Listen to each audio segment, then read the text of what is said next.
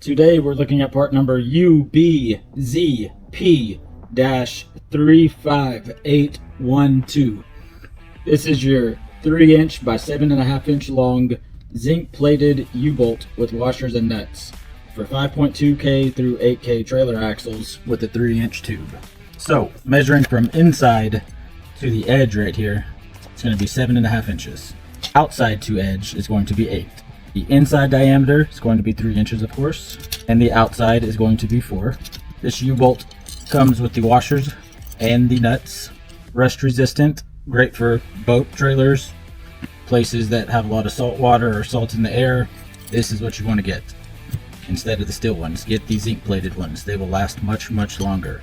You can get these at trailerpartsunlimited.com or give us a call at 844-898-8687.